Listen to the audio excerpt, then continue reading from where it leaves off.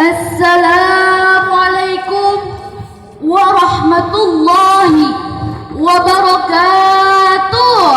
Waalaikumsalam warahmatullahi wabarakatuh.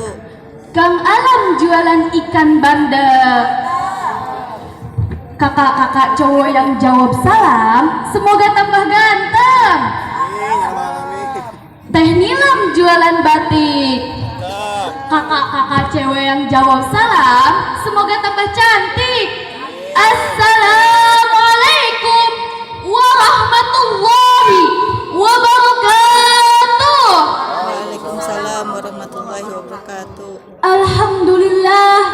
Alhamdulillahilladzi faddala bani Adam bil ilmi wal amal ala jami'il alam. Wassalatu wassalamu ala Muhammadin sayyidil arabi wal azam wa ala alihi wa sahbihi wa barik wa sallim ajmain. Amma ba'du.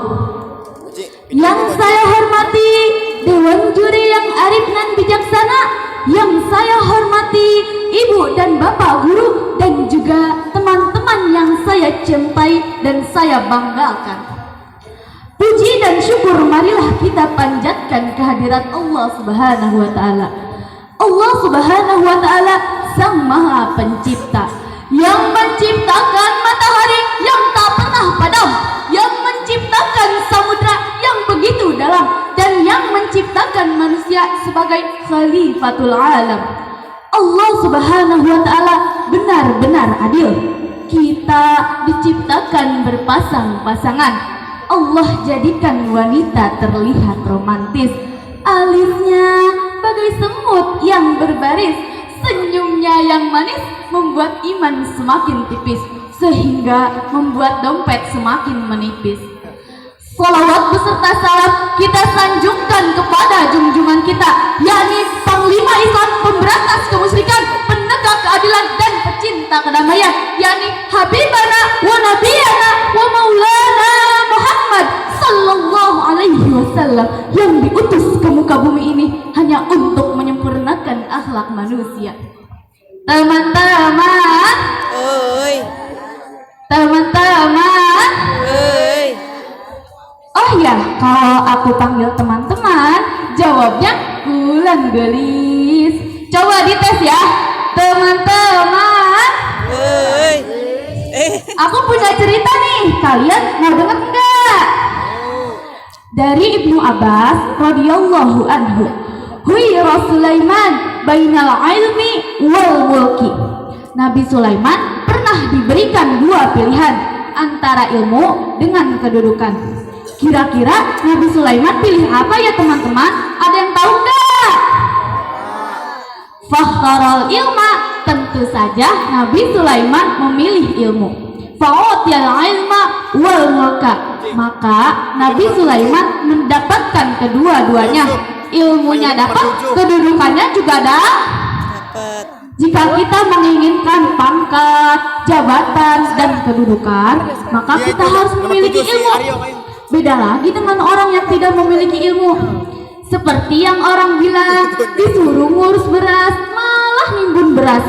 Disuruh ngurus laut, malah rame-rame jadi bajak laut. Disuruh ngurus hutan, malah rame-rame jadi orang hutan. Yang lebih parahnya lagi, disuruh ngurus hukum, dia malah bikin hukum seperti pisau yang tajam ke bawah tapi tumpul ke atas. Giliran orang miskin bersalah, rakyat jelata bersalah, maka dihukum sehabis-habisnya. Giliran orang-orang yang berpangkat, yang punya jabatan, yang punya kedudukan bersalah, pura-pura tuli, pura-pura gak tahu. Kalaupun sampai dihukum penjara, maka penjaranya di rumah seperti istana, penjaranya di rumah seperti hotel berbintang 5. Na'udzubillah summa na'udzubillah. Teman-teman,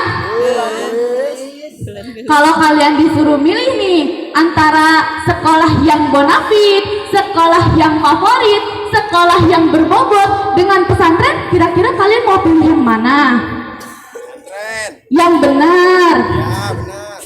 Terus kalau kalian disuruh milih nih antara eskul bahasa Jepang, eskul bahasa Korea, eskul bahasa Jerman dengan eskul mengaji, kira-kira kalian mau pilih yang mana?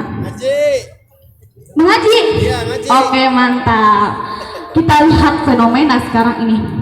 Banyak remaja-remaja yang memilih bersekolah di sekolah yang bonafit, sekolah yang favorit, sekolah yang berbobot, bahkan sampai sekolah di luar negeri. Mereka tidak memikirkan biaya yang besar, yang penting mereka bisa bersekolah di sekolah tersebut dan menjadi orang yang pintar. Tapi di sini pun ada problemanya. Apakah dengan kepintarannya akan membawa keselamatan dunia dan akhirat? Siapakah orang-orang yang berlomba-lomba membuat senjata, merakit bom, sampai membuat masyarakat resah dan banyak menjatuhkan korban jiwa? Siapakah orang-orang yang korupsi bermiliar-miliar hingga membuat masyarakat rugi karena haknya diambil oleh orang-orang licik? Siapakah mereka? Apakah mereka orang-orang yang bodoh? Jawabannya tentu tidak. Justru mereka adalah orang-orang yang pintar, orang-orang yang kebanyakan bersekolah di sekolah yang bonafit, sekolah yang favorit, bahkan sampai sekolah di luar negeri. Tetapi apakah dengan kepintarannya akan membawa ketentraman jiwa? Disinilah pentingnya ilmu agama. Tetapi saat ini malah dijauhi oleh remaja-remaja muslim. Yang kita lihat saat ini amat sedikit remaja-remaja muslim yang mau belajar dan mau memperdalam ilmu agamanya. Dan tanpa disadari pula, musuh-musuh Islam kian menggiat untuk meronggong kewibawaan Islam dengan cara memasukkan ajaran-ajarannya melalui budaya-budaya. Apalagi yang selalu didamba-dambakan saat ini, budaya-budaya luar, budaya Korea, seperti halnya K-pop Korea yang katanya ganteng-ganteng dan keren-keren. Remaja-remaja sekarang ini terlalu sibuk dengan gadgetnya, sibuk dengan sosial medianya, sibuk dengan musiknya, sibuk dengan gamenya. Bahkan mereka sampai menonton video yang tak pantas untuk mereka tonton. Warnet mereka penuhi, sedangkan masjid, musola dan pengajian kosong setiap saat, kosong setiap waktu, bahkan kosong setiap detik. Kemanakah kalian wahai para remaja? Kalian terlalu sibuk memikirkan status apa yang akan kalian posting hari ini, video apa yang akan kalian tonton hari ini, musik apa yang akan kalian dengar hari ini. Saking sibuknya sampai lupa yang namanya beribadah kepada Allah Subhanahu wa Ta'ala. Dalam hal ini saya bukan antipati terhadap ilmu pengetahuan umum, tetapi kita harus semakin meningkatkan ilmu pengetahuan umum dan ilmu agama. Karena sesungguhnya orang yang berilmu akan dinaikkan derajatnya oleh Allah, seperti yang dijelaskan di dalam surat Al-Mujadalah ayat 11 yang berbunyi, A'udzubillahi minasyaitonirrajim, Bismillahirrahmanirrahim. Yarfa'illahu allazina amanu minkum wallazina utul ilma darajat wallahu bima ta'maluna khabir. Al-ayah.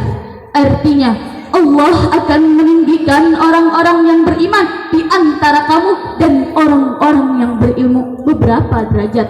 Sesungguhnya Allah Maha mengetahui apa yang kamu kerjakan. Surat Al-Mujadalah ayat 11. Oleh karena itu, kita harus semakin bersemangat untuk menuntut ilmu. Karena jika kita menginginkan dunia, maka kita harus memiliki ilmu. Dan jika kita menginginkan akhirat, maka kita harus memiliki ilmu. Dan jika kita menginginkan keduanya, maka kita harus memiliki ilmu. Seperti yang diucapkan oleh Imam Syafi'i. Man arada dunya fa'alaihi ilmi wa man arada al-akhirah fa'alaihi bil ilmi.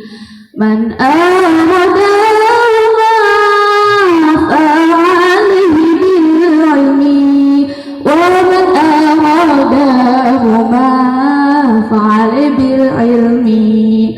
Demikian yang dapat saya sampaikan. Mohon maaf bila ada kesalahan. Tentunya yang benar itu datangnya dari Allah dan yang salah itu datangnya dari kesalahan diri saya sendiri. Wa afu minkum. Wassalamualaikum warahmatullahi wabarakatuh.